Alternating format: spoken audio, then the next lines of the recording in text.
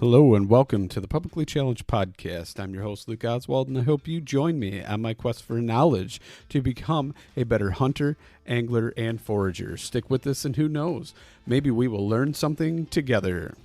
Before we get to the show, I just want to mention a few things. Initial Ascent packs, they're awesome. I used the 2K all last season. I'm still using it now for stuff. I'm going to be using it for training for prepping for my hunt and getting some miles in with some weight on my back.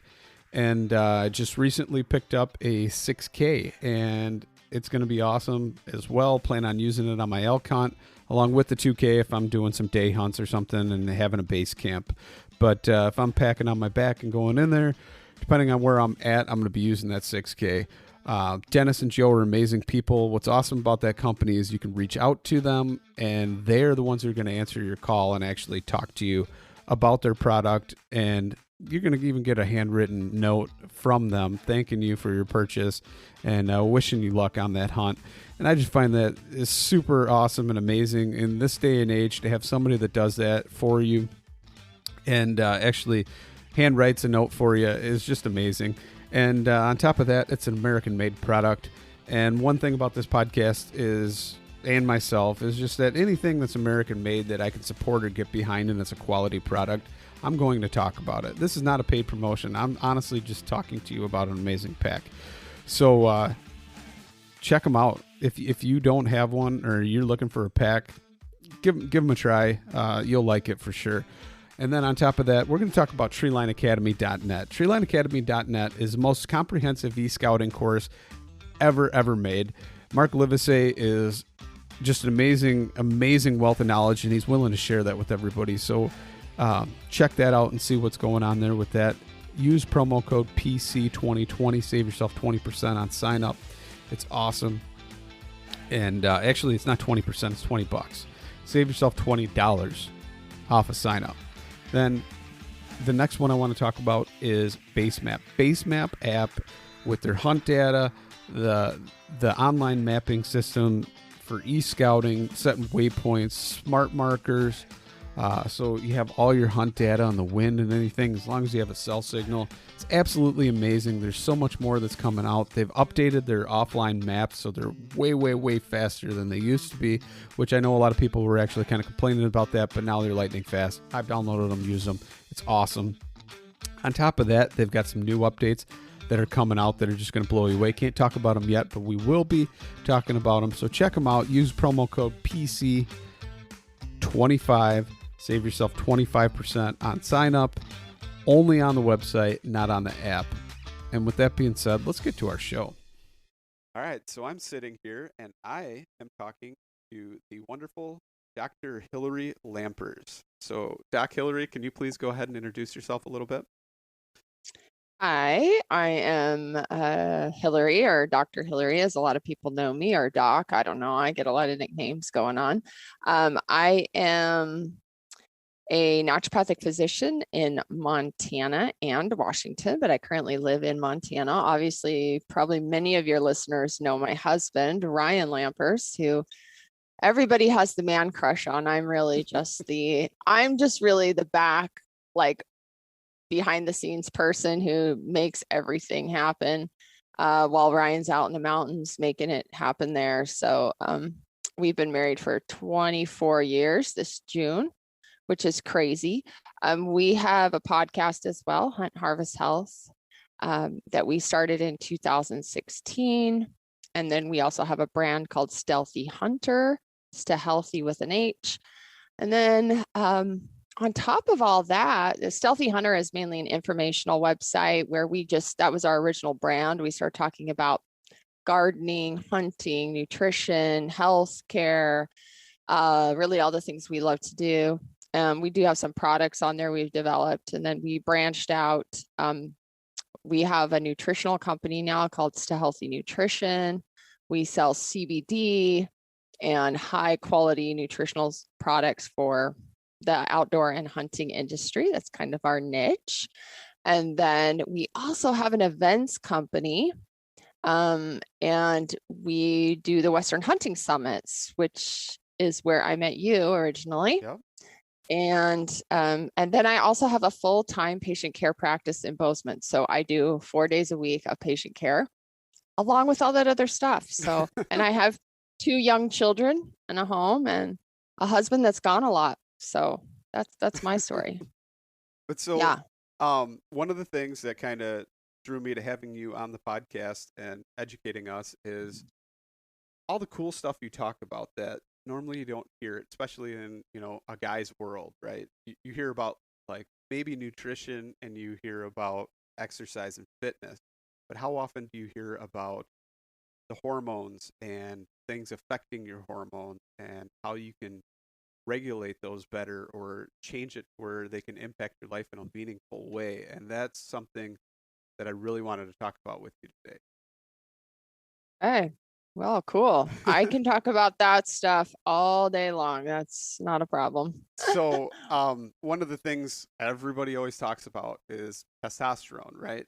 And, Yep. how do I get my T up higher and all that kind of stuff. But a lot of times it's other things that affect that are causing low testosterone, or maybe it's not even low testosterone, something's masking that, right? Yeah, so low testosterone is interesting because obviously it's going to affect older guys. And when I say older guys, it's just probably going to affect guys in the past, anyways, probably over 40 more than the guys under 40. Um, Testosterone is the main male hormone, obviously. And the funny thing is I think men think that like testosterone is literally the only thing they have going on in their body, but it's not. But it's what gives you your male sexual characteristics, and so it is a very important hormone for men, obviously. And it obviously sort of peaks in your teens, early 20s, mid 20s, and then I think at age 30, the statistics show you go down 1% every year from there. And obviously, just like women who have hormonal cycles and stuff, the reproductive years, when you're trying to create children, you want to have good levels of testosterone. If you're a woman, you want to have good levels of estrogen and progesterone, et cetera. And this is how the population grows and expands, is by these hormones working appropriately. Now, there's lots of other hormones. I think the year you came to the Western Hunting Summit, I did a discussion on hormones, and I put up like a slide of all the hormones in the body. Testosterone was one little square. But again, men seem to focus in on that square.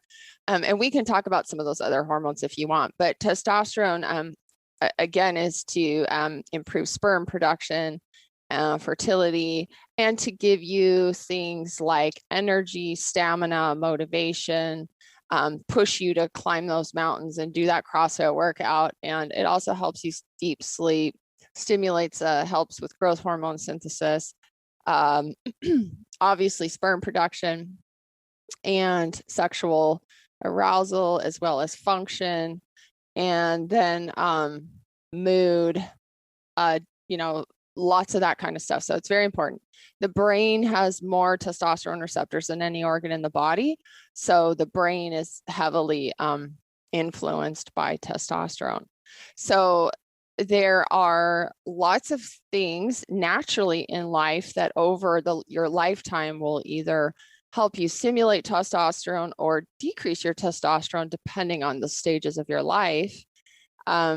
But there's also things now in the environment, really in the last 50 years, that have been really impacting men's testosterone as well as sperm counts and, their overall health as they age. And so what I'm seeing as an actual clinician, I'm doing mainly men's health, is that men are really suffering from low testosterone at an earlier age. And that's unfortunate because, there's a stereotype of how men are, well, there's a couple stereotypes now, but, nowadays, I feel like, and I say this with the utmost of care and love for people and being a clinician, but young men today, 20s, 30s, 40s, young children, boys today, they have been severely impacted by the environmental influences that we've had in the last 50 to 60 years, 70 years, mainly the introduction of plastics, and chemicals, herbicides, pesticides, etc., which are all what we call xenoestrogens, and they mimic estrogen in the environment, and they also can attach to estrogen receptors in the body and stimulate estrogen. So this is bad for both men and women. We've heard a lot of what's called estrogen excess, and men are how this really affects men is that you do have estrogen. Men seem to think they have no estrogen. Actually, estrogen is really important for a lot of different functions in men, one including mood, bone health, cardiovascular health, sexual function, these kinds of things. But you want it to be at a lower level, right? Women obviously have a lot more estrogen because they take most of their testosterone and they turn it into estrogen. But when you have all these estrogens in the environment, we do know that now boys, children in utero, boys in utero, they are being affected by all these chemicals that are in their mother's cord blood. And these chemicals affect testosterone synthesis. And so I think today we have the challenge of dealing with a population of men that were born in a time when they were being exposed to all these chemicals, and that will have a effect on hormone production as well as sperm production and overall mood and behavioral aspects. And so we do see fertility rates going down. I mean, we do see these things in both men and women.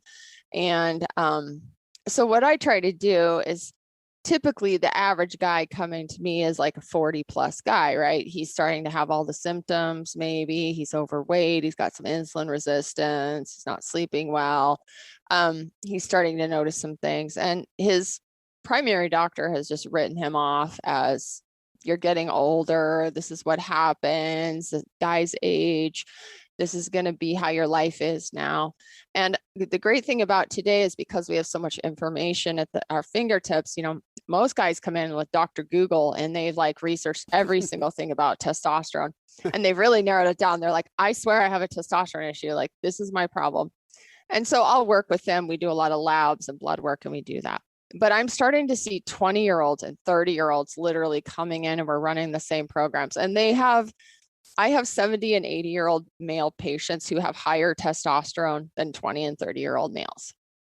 So the question is, why is that? And again, I think it comes back to that those 70 and 80-year-old men, when they were born and they were exposed, their hormone synthesis, their sperm production, all those things, they were not having the same sort of chemical exposure as a young child that boys and men have. And let's just say post-war era.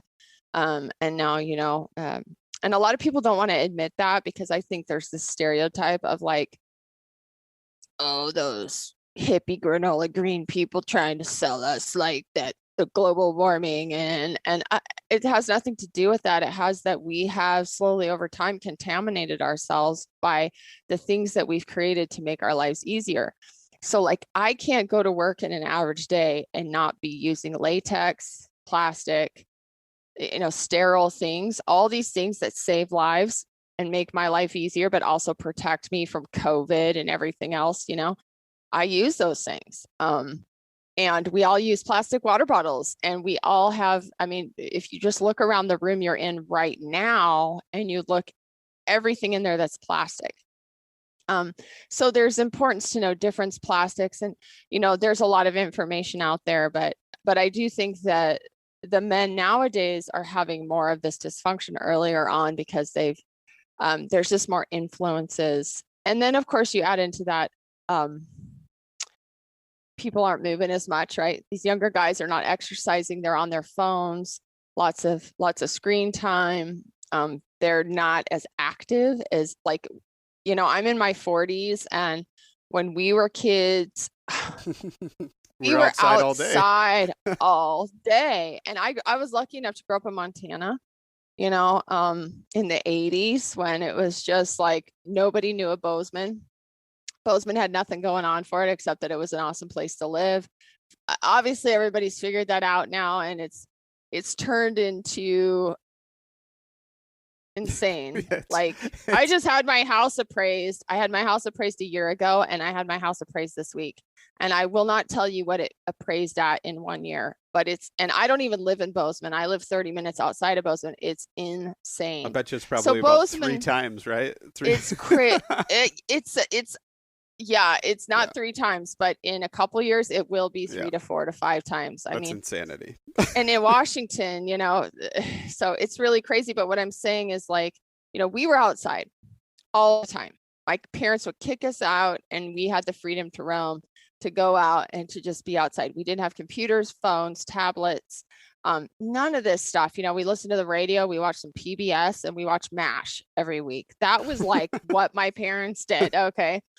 And so as the generations have come and technology has advanced, and I even see it in myself now as a 40-something-year-old woman who has a career, an online business, a podcast.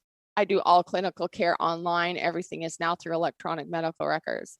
In my average day, how much time I spend on my phone and my computer is absolutely ludicrous and unhealthy. Yeah. There's no doubt about it. And so for me to get away from that, I have to purposely make time to stay off my electronics. But like, even when I work out, I have a workout app that gives me my workouts. So I have my iPad on while I'm doing my workouts, or I'm on my elliptical with my iPad. So the only time I really get away from it is going into the mountains. Well, my husband does that 6 months out of the year. He might have a camera in his face more now than he used to. Obviously, for 20 years, he never had a camera in his face. Nobody knew who he was. But the difference in that kind of activity, getting outside, compared to the activity a lot of people are doing now today, where they're still being totally surrounded by electronics and waves and blue light and all this stuff.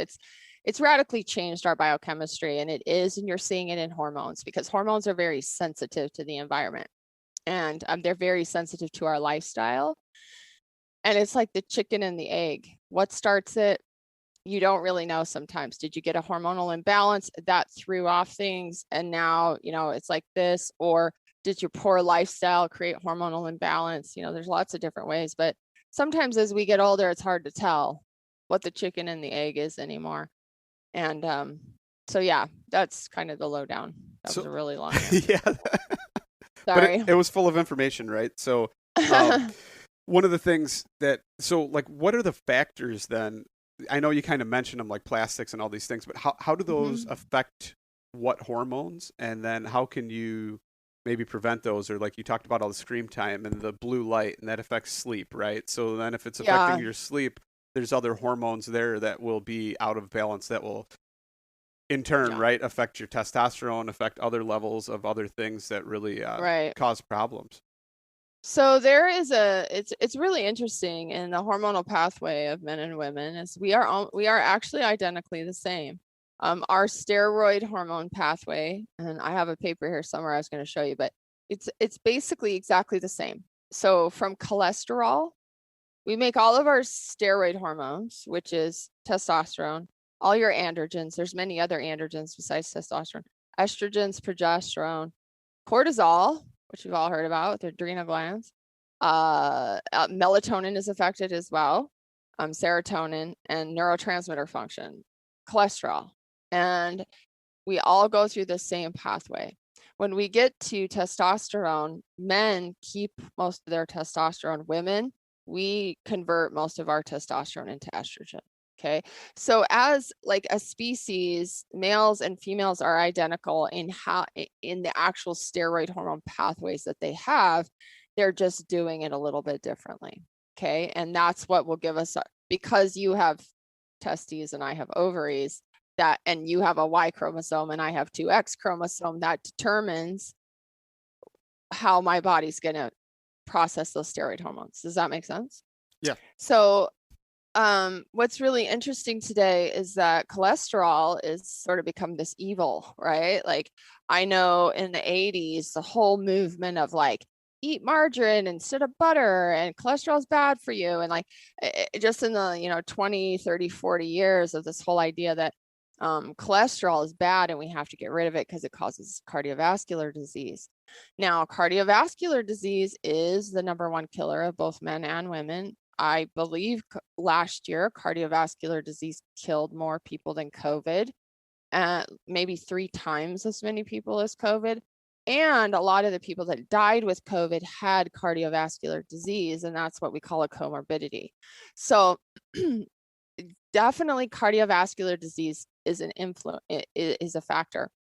But the whole idea that cholesterol is somehow evil and we need to always be decreasing cholesterol has kind of in turn created some problems, because cholesterol actually makes all these steroid hormones. Like, it starts the process. So if you have low cholesterol to start, you can imagine your steroid hormones are going to be low.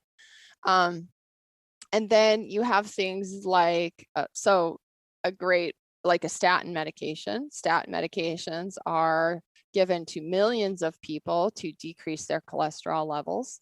And they can be very helpful because they decrease inflammation in the vessel and supposedly decrease cholesterol levels.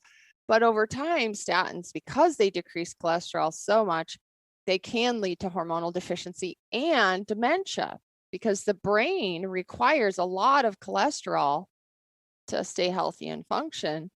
And when you lower cholesterol too much, the brain sort of basically becomes starved over many decades of being on statins. And so we do see more dementia in statin patients over time. We also know that the toxins come in and they play a role again in this steroid hormone pathway. They start going in and mimicking estrogen. And we won't get into it, but estrogen metabolism is actually the most important piece in both men and women in how you're going to detoxify your steroid hormones. And so if you've got a lot of these estrogen-like components in your environment and you're constantly mimicking estrogen, there's 3 different pathways in detoxification of estrogen that you can have. There's one that detoxes a certain estrogen and you get rid of it in your body. There's another pathway that's sort of neutral, doesn't really do a whole lot. There's one that's cancer causing, meaning it's DNA damaging. So if you're pushing a lot of estrogen down that pathway, that's DNA damaging. So we think of breast cancers and ovarian cancers and cancers in general, any kind of estrogen receptor positive cancer. And the concern too in men with like prostate cancer is that I just say estrogen makes things grow. Estrogen is like, it makes babies grow and fat cells grow and boobs grow. And it also makes cells replicate faster, and could make tumors grow, So this whole idea of an estrogen receptor positive cancer, like breast cancers and ovarian cancers, can be labeled that way. But also in men, you want to be careful that the guy is not getting so much estrogen or testosterone converting into estrogen, or all these estrogen in his environment. Is this leading to more prostate cancers, more tumors, and different types of cancers like that? So estrogen is like needed. It's very essential. What I see in men that don't have enough estrogen, and this happens as well too, because remember, if your testosterone is really low, your estrogen is going to probably be low.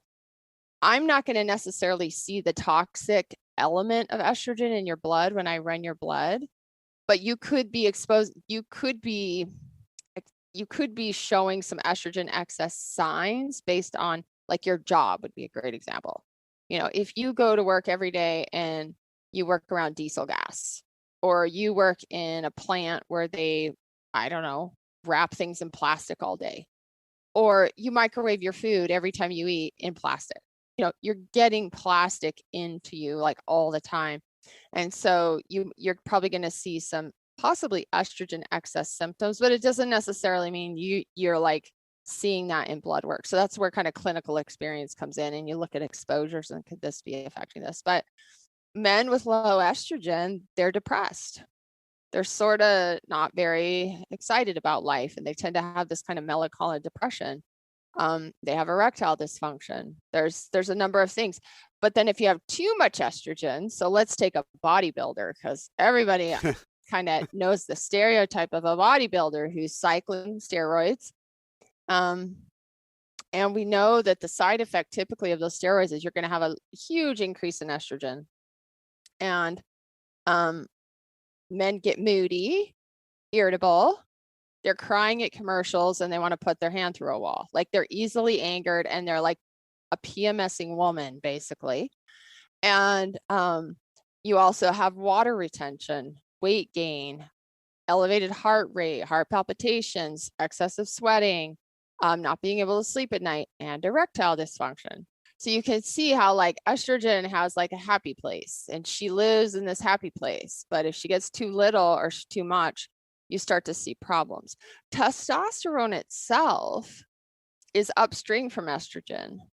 And if your testosterone gets way too high, it's an androgenic hormone, so it's going to make things like grow. And what I'll see in guys is when it gets too high, you're going to produce more estrogen. And it's the estrogen side effects that guys are really feeling.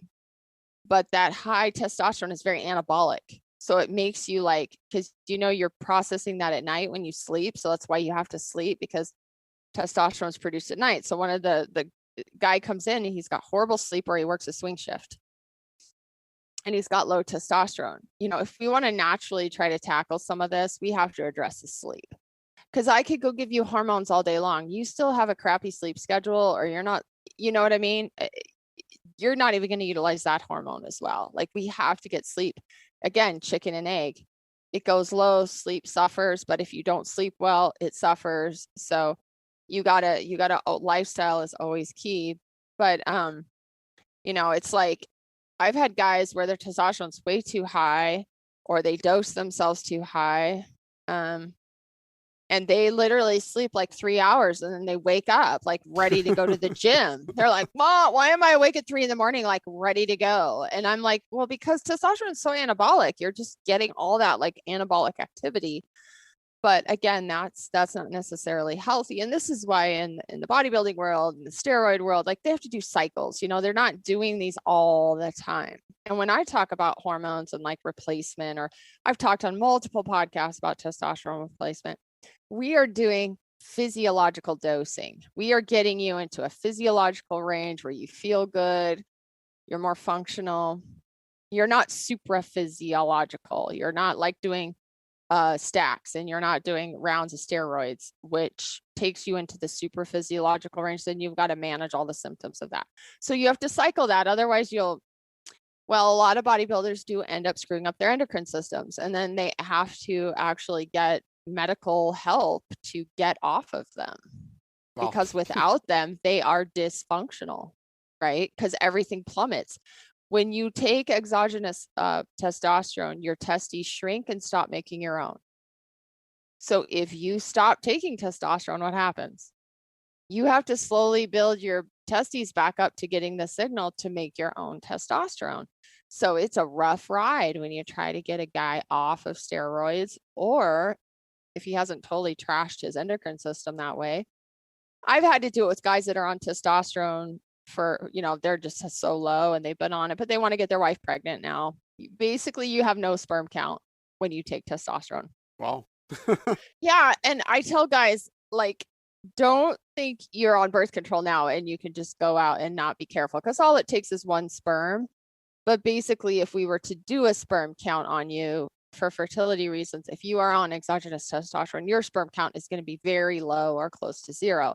So you can imagine if your wife wants to get pregnant now, you have no sperm count. That doesn't really work very well. So you have to wean off the testosterone, and there's ways to do that with medication and support. So you have to do that though, because it's going to take 6 months, 12 months to get your sperm count back up. And there's lots of guys that do get their wives pregnant on testosterone, but it's very rare. It's not, like I said, it only takes one. But and it's normally those girls, because they're tough. Yeah, because they're tough, right. And they hang on, and they can stay there for days. They do. The boys are like, nope. I'm out. I'm bored. I'm out. Well, so those are some of the reasons, right? Is like there can be influences in the environment. People are on statin medication, stress. So we get to cortisols. Cortisol is funny in women and in men as well. But, if you have excess cortisol around, estrogen kind of keeps it in check. So that's another thing in guys. If your estrogen's super low, like you may not be able to handle stress as well because your cortisol's going up and you don't have anything to kind of keep it in check. Like a menopausal woman starts losing all her estrogen, and what do women come in complaining about? They're gaining weight around the middle. Where did this come from? What is this? I've never had this. And cortisol, if it's doing its thing, it's a blood sugar hormone, it's a stress hormone. It helps you get out of bed in the morning, really important. But in instances of high stress and or estrogen starts going down, there's nobody to kind of keep cortisol in check. And so he just starts running rampant. And if you're not exercising and you don't have a lot of energy output, etc., you just store it as fat, right? Because it has that correlation to insulin and blood sugar. So cortisol is an important one too. So chronic stress will definitely deplete your testosterone. And who is not feeling the effects of chronic stress these days, especially in the post-COVID world? I mean, we're all trying to manage as best we can, but and I think there's certain populations more stressed out than not with this situation that we've had. But I also think that, things like just normal life are stressful. And then you add into losing your job or your income or trying to figure out, how to work with your kids at home. I mean, I'm really lucky in Montana. Our kids went back to school in September. That's awesome. If we were still in Washington, I think the kids just went back to school. There are definitely stresses that will affect you. And then sleep, melatonin is a hormone that cortisol needs to be able to come down at night. So melatonin that's secreted by the pineal gland can come up, and then you can get tired and go to sleep. And that's also part of that steroid hormone pathway. So you can imagine if your cortisol is reversed or too high at night, people are not getting the signal to sleep well, and they're going to bed at 1, 2 in the morning. And that's going to screw testosterone up, just because testosterone, again, is processed at night and when you're sleeping. So testosterone really helps with deep sleep. So if you have a guy come into you and he's complaining that he's not sleeping well, or a woman too, a lot of women start complaining as they go into their 40s with perimenopause that I just don't sleep. I don't know what's going on. Like, I wake up all the time. And so testosterone really helps with deep sleep. So a lot of times you'll sleep and you'll sleep lightly. You never really get into deep sleep. And so it will help with that. Yeah. Let's see. There's so many things. So, it's we talked about like sleep, and yeah, like definitely blue light affects that, and you want to try and minimize that or kind of block that, because especially at it night, blocks right? melatonin. Yeah, so it blocks melatonin. So when you get up first thing in the morning, you get exposed to natural light. Sun comes up, your brain gets the signal it's morning, and it's the pineal gland is getting stimulated, the brain gets stimulated, it wakes you up, cortisol goes up, get out of bed. And there's multiple other hormones that are doing it as well. All the neurotransmitters, what we call excitatory neurotransmitters, all the things that kind of excite your body to come out of sleep. So that natural light is what is that stimulatory thing. The advent of electricity, actually just electricity itself, really changed how humans sleep. And it's, I think, probably been one of the greatest benefits to humanity and probably one of the greatest deficits to humanity, in that when you have light and you can now be in the dark with this bright lights all the time, you have the choice whether or not you actually want to go to sleep. Whereas pre-electricity era, which really wasn't that long ago, humans were using kerosene, they were using candles, they were using fire, they were using these things. But even those lights, if you've ever been around a campfire, that's a very light light. It's like a more natural light, right? And then it kind of burns out and wanes. It's not this like beaming light that's like stimulating your body to wake up, which is what electricity and the new modern light bulb does. And so computers now have even added a whole new realm because of the blue light, and the blue light is this like back screen light that helps us see each other right now, but it's also stimulating my brain that way. And if you've ever been really sick, like I'll use me example, like when I was pregnant with both my kids, I had really bad morning sickness, like vomiting all the time. It's horrendous. And when you're really sick, you go to turn your phone on. You cannot look at your phone. It's like got a backlight and you see it flashing. It's really interesting. It's like your system becomes sensitive to everything. Like if you're not feeling well like that. And it was like, I couldn't even look at my phone. Like I would get dizzy and vomit and sick from my phone. So when you're healthy and you're not experiencing that, you're just looking at your phone all day thinking it's not doing anything to your brain.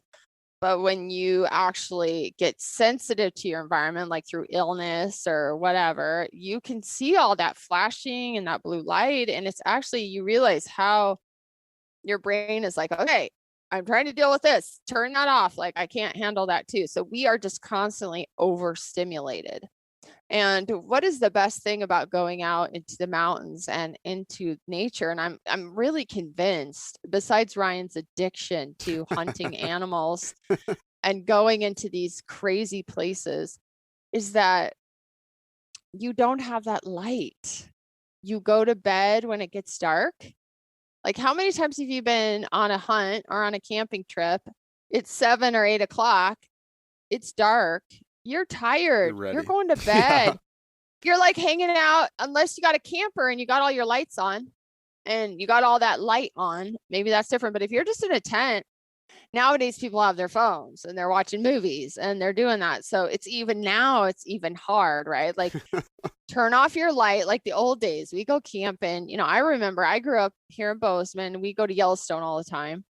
And I remember my dad setting up a tent and we had a lantern. It wasn't a gas lantern. I think it was electric lantern, but that was like it. And we had our little car, our Volkswagen Rabbit, and it had headlights on it. And like, if we needed light, my dad would like turn the headlights on, right? Like in the campsite at night. But we had this little lantern and we had a fire. And it was like, you would eat dinner and then you would just kind of be tired and you would just go to bed because it was dark. We didn't have phones. We didn't have all this stimulation, even in the backcountry. So I'm pretty convinced, even though I know Ryan has his phone in the backcountry, it's not working because he sends me a Garmin. And I think now his Garmin comes through his phone. I don't know. It used to be the Garmin came through this little thing you had to text in. So I would rarely get any text because I know he doesn't want to text into this little thing. It was a pain in the butt. But now I think it comes through his phone. So he texts me a lot more now than he used to, I think, because it's through his phone. But I know he's back there and it's like, once it's night, those guys are sleeping. And then they're woken up by natural light, or they wake up maybe before light and they're up and they're watching the sun come up. So that is like, it sounds so hokey to people who live in the city or we live the life we do. But just think back to those times and how good you felt and how good a week-long camping trip, you just come home refreshed and your brain feels calm. And I guarantee you in those moments, your hormones are improving. Like your cortisol is lowering. Now, unless you're somebody like my husband and Gritty or whoever, and you are pushing yourself to the max, you're hiking 25 miles a day, elevation, you're dealing with elevation, you're dealing with weather, you're, I don't know, getting shots of adrenaline with killing animals, you're doing night hikes all night long. So I absolutely do not say take my husband, for example, because he's wrecking himself. He comes home, he's wrecked physically. But there's something mental that it draws him back to that. One, it's probably that shared suffering. It's the challenge. But I also believe it's just he comes back to this environment with all this stimulus and all the like things he has to do, and his phone. I mean, he's literally on his phone all day long with work. He's like, I gotta go. And it's not like he's consciously doing that. I just think it's a subconscious thing where he's just like, okay, I'm not feeling good. Like I gotta go and get out of this mess. And that's probably the biggest fight that we have in our marriage, is that he does that a lot and I don't do it enough. And so I'm crazy woman all the time, and he's like Mr. Chilled Out. Everyone's like, how does Ryan say so chilled out? And I'm like, well, because Ryan gets like 6 months a year in the mountains. Nature therapy. That's I don't. Yeah. I'm here running the website and doing shipments and with the kids. And, we had little kids for a while. You can't take like a 3-year-old into the backcountry for 2 weeks and do what Ryan wants to do. No. She's 6 now, though, and she loves to do that stuff. She loves to go camping.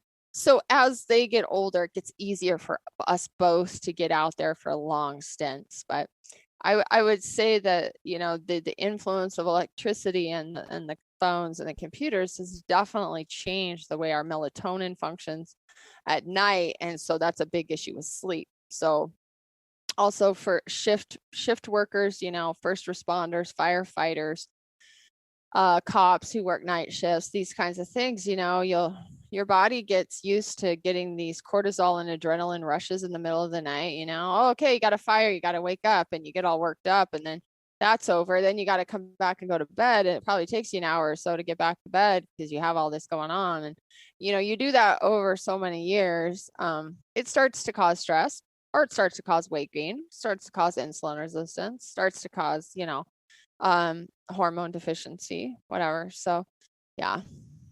So like I don't know where I saw it. I saw it or read it or something, but it was even to help improve jet lag is contact with soil, and actually taking your shoes off and putting your feet in soil, and how it somehow resets you to where you are. The hippie term is grounding, earthing. It's called earthing. So I think this was developed by people that live in cities who realize living in a city really sucks because you're surrounded by cement and concrete. And, like I'll take New York City, for example, New York City, if you've ever been there, is a crazy place. Like it's got, I don't know how many million, 12, 15 million people on Too that many island. for me. Yeah. But they have Central Park.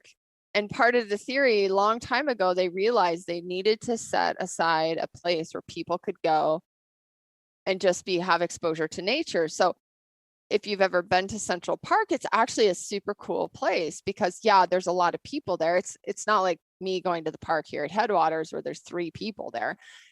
There's hundreds, if not thousands, of people running and picnicking and boating and all that. But it's a large piece of property that allows people to go and get immersion, even if that means putting their feet on the ground in the grass, right? And it's therapeutic, and it's a very centralized place where people go and they gather and they're together. And so it's that whole idea, just having some nature. It's beautiful, actually, trees and waterways and stuff like that. So, that's kind of an extreme, but I think a lot of this earthing and grounding came from this idea that a lot of people, most of the world's population live in urban areas where they don't have maybe access all the time to great nature. So they find you go out and you'll just feel better even by standing on the earth with your bare feet. And it will help that there's what's called an ionic pulse of the earth. It's called pulsed electromagnetic therapy. And the earth actually has an electromagnetic therapy. I mean, we obviously know gravity. Gravity holds us down to the earth, so we're not all floating around in the atmosphere. It's a very strong pull that we have, that the earth has on us. It pulls us, keeps us grounded. And there's an electromagnetic energy of ions that's working as well. And so, when you go to the beach, like people, why are people drawn to the beach? Well, one is because there's sunshine and you can swim in the water, but what is it about the beach that people just, because there's a lot of negative ions at the beach and the water, and negative ions are what we need to help relax us. And so it's the same thing with nature. You get a lot of negative ions and it helps to relax your body. And again, because we are electrical beings. So soil, funny you bring up soil, soil is really the microbiome of the earth. And I've talked a bunch on my podcast and about the microbiome and gut health and all this stuff, so if we think of our bodies as an ecosystem, we have a microbiome, and we are actually more bacteria than we are humans. So we're basically just a form that is there for bacteria to feed on. Sounds disgusting, but it's true. And so our microbiome, how it's influenced by our lifestyle, our stress, our food, whatever. It's the same thing with the earth. So the earth's microbiome is the soil. And the soil has microbes in it. Everything in the soil that we need as humans to live is in that soil. And then, of course, we have sun and water and the things that, you plant a seed, roots go down, plant comes up towards the sun, it produces carbon dioxide. It produces oxygen for us to breathe, and it eats up our carbon dioxide. And like a cow poops and the poop goes into the ground, and then all the microbes in the soil eat that poop, and then it goes back up, and then it grows a plant, and then the cow eats the plant. And it's just like this cycle. And the microbiome of the soil basically represents the health of us. It basically represents the health of the animals. It represents the health of the ecosystem. And as far as humans go, humans aren't that healthy right now, and our topsoils have been depleted. We have a big soil issue. And we're even to the point now where people are talking about making fake beef to feed people, because why bother growing cattle? Because cattle basically take up so much energy and resource. Why don't we just create fake beef, or we don't even need a microbiome? We just can feed people something and then whatever. And it's like the whole cycle of like life is just totally negated in that whole theory. It's the cycle too of like a hunter. And what I've really come to respect about hunters, and is, if nobody knows, I don't hunt. So I am actually a non-hunter. But I've been hunting a little bit. I went with my daughter this last fall she killed her first mule deer. It was an amazing experience for me. I have a husband who I don't have to provide meat for my family. I have too much meat. I'm trying to would you like meat? Can I give you some meat? But if I didn't have my husband around, who he lives to hunt and be out there and be in that cycle, if he didn't do that, or for some horrible reason I lost that, I would do it. I would definitely hunt. At this point, I would be like, there's no doubt about it. I would have that to do it. It's just not really in my nature to do it. But watching my daughter do it, really interesting. Her and her dad are very similar, and just her cool, calm, collected attitude about it. And you just really see that cycle of life. But, after she killed her mule deer, of course, she killed it literally 60 minutes before the sun went down.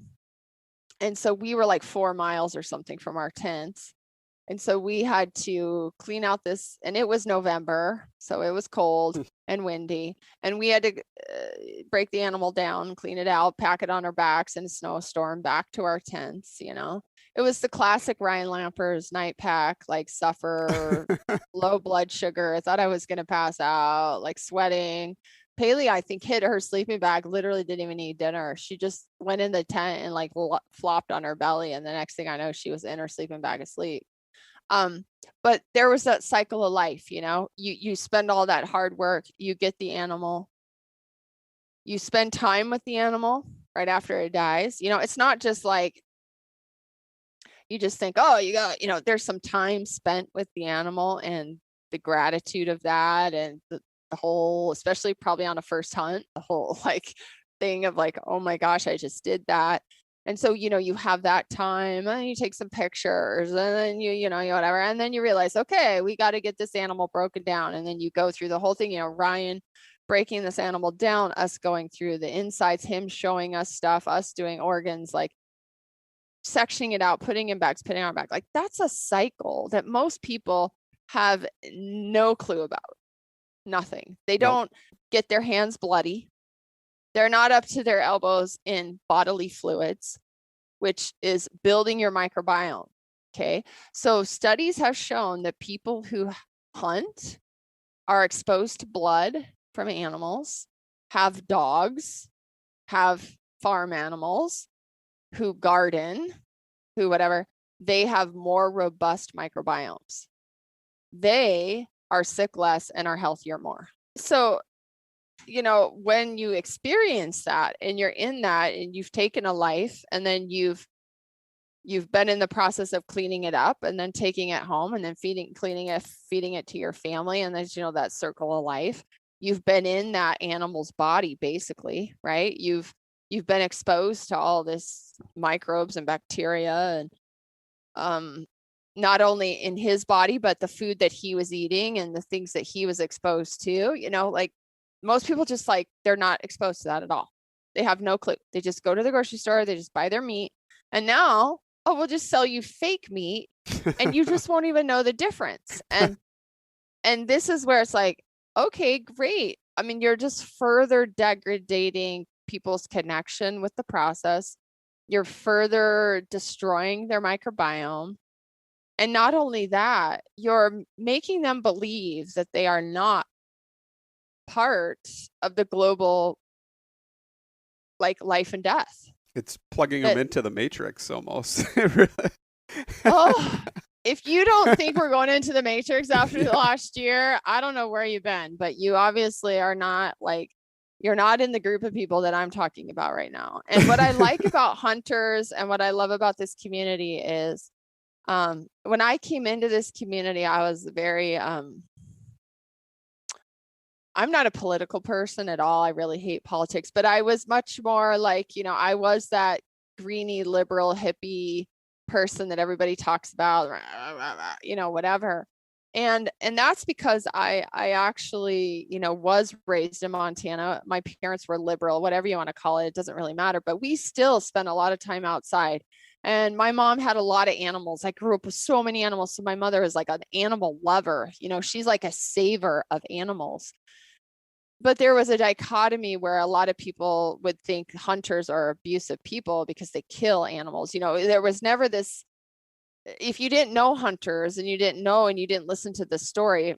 And also, I do feel like things have maybe changed some. I feel like the generations of people hunting today live in the modern world, and they're aware of how non-hunters perceive them, and they want to share the experience instead of just this because when I was a kid, it was in Montana, people just put their deer on their hood and drive around town. And it was I'm not saying it's good or bad. I'm just saying it wasn't very respectful. There just didn't seem to be the same amount of respect for animals. So I think a lot of people that got burned by that stereotype of the hunter, they went over more to the non-hunter circle because they felt like they had more respect and care for animals, which of course today, the people that I know in the hunting world have way more respect for animals than any non-hunter I know.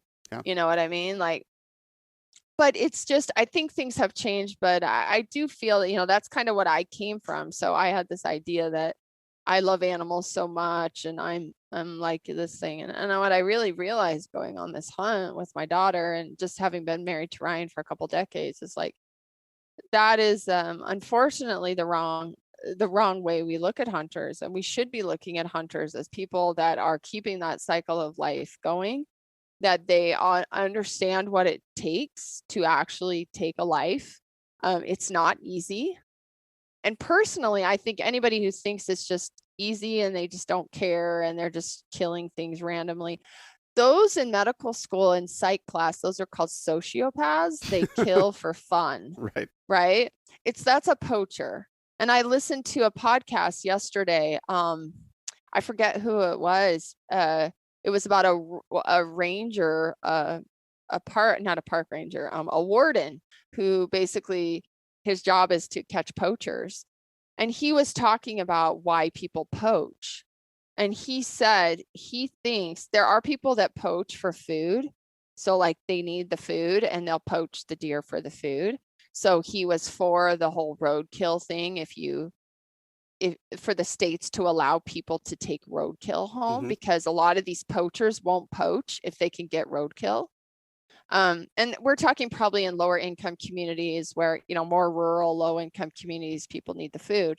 But he also said people that just poach, there are people that literally, one guy justified it because he was giving the meat away. He just couldn't stop killing. He actually just loved to kill. And he was he had a mental disease. Like he was not healthy in his mind. He was just killing these deer. And he justified it as, well, I'm helping the community and I'm giving this meat away. Well, you're just poaching animals because you just want to kill them. It's not like he was saying, I need the meat, I'm hungry, my family needs to fill the freezer, and I couldn't draw a tag and see, like, whatever the excuse was. So that was really interesting to Hill. So in medical school, we learned psychiatric disorders for the DSM, and sociopaths are people like, those are the kids that like torture animals for fun, right? Yep. They torture them. They don't just shoot like a squirrel with their BB gun and go, oh, look, I killed a squirrel. They like torture the squirrel, and I think so. I think that most of society has this idea that hunters are torturing the squirrel. You know what I mean? And I probably had that personification as well. Yeah, I think The a lot of problem people was, do. I really do, yeah, especially with social media these days. yeah, You get one guy that puts a duck in his mouth or whatever, and people see that, or they do something kind of stupid or lay down naked next to the deer, and people see that, and it gets just repeated and repeated, and it's an echo chamber. And next thing you know, people think all hunters are doing that, and it's kind of a problem in itself. But at the same time, people need to look at it with an open mind and say, okay, maybe this guy's an idiot. All the rest of the people, maybe I can surround myself with a few more and try and get a feel for that versus actually trying to make a judgment. But yeah, and I think we have to remember, like, whether you care or not, like what other people think. There's a lot of people like Ryan. I mean, he cares what you think, and he wants to be respectful. But like, if you want to tell Ryan how to live his life, he's just gonna walk away from yeah. you. And he'll do it in the most respectful way, but he's going to be like, yeah, don't tell me how to live my life. Like but some people, they literally just don't think about they just don't care, and they don't think about it. So if if all your friends are hunters and you take a picture of you laying naked by a deer, all your buddies are going to think that's really cool. But the problem is, those are the kind of pictures that go viral.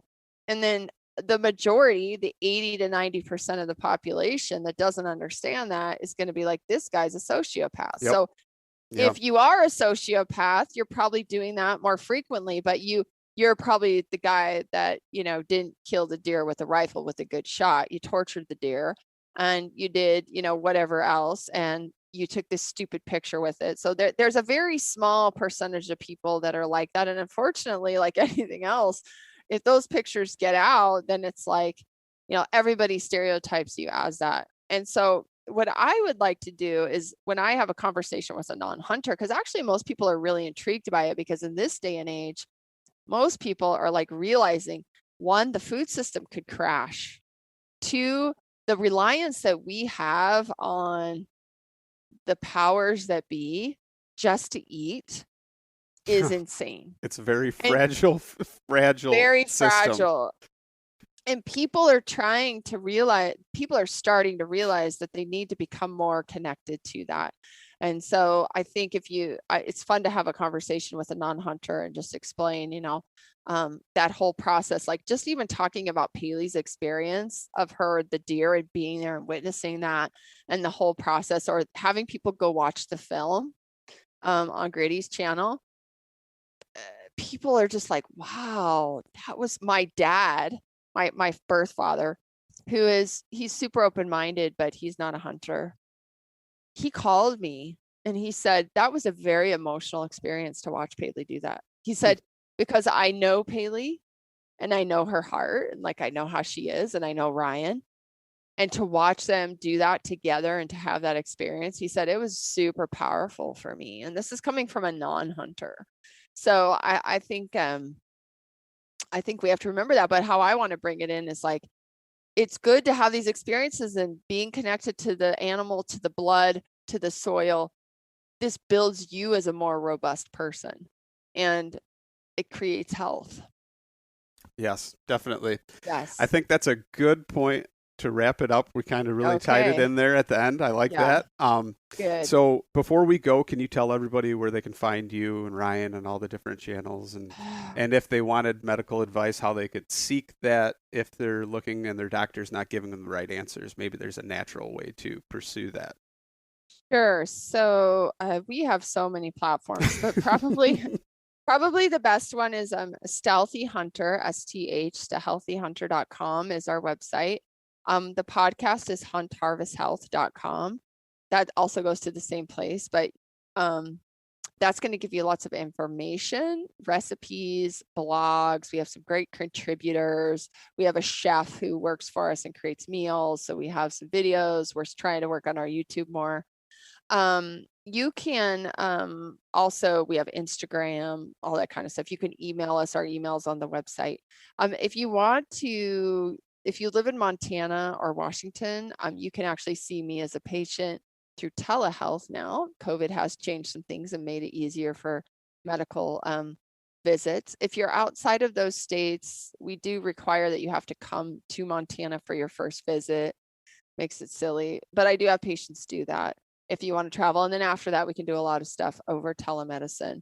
I will be doing a podcast shortly on ways to find a good doctor in your area. I do think that unfortunately, especially in the Midwest and like where you're located and out in that area, it's actually hard to find good functional medicine and naturopathic care. And so naturopathic.org is our association. And I think you could go in there and search in your location for doctors like myself that are going to just look more into your health and dive more into it than maybe your conventional MD. You can also think of functional medicine doctors. They've been certified and they tend to be MDs, NDs, etc. So they're just going to spend more time with you and do a lot of what I would do with you. I focus and specialize mainly in hormonal health and men's health and menopause and postmenopause. But yeah, I mean, elevatehealthmt.com is our clinic website if you want more information. I also do free consults through there. You just have to make an appointment through there. And yeah, just one of millions of different things. Well, Doc, it's been awesome. Thank you for sharing.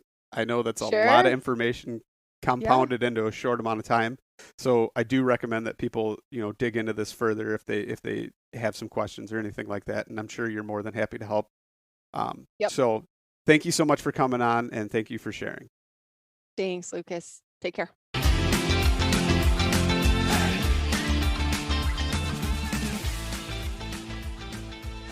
And once again, thank you so much for listening to the Publicly Challenged podcast. I hope you enjoyed the show, and if you did, please subscribe on whatever platform it is you're listening to. Also, if you could leave a review, that would help us out. And you can check us out on Instagram or at publiclychallenged.com. And once again, thank you so much for listening to the show.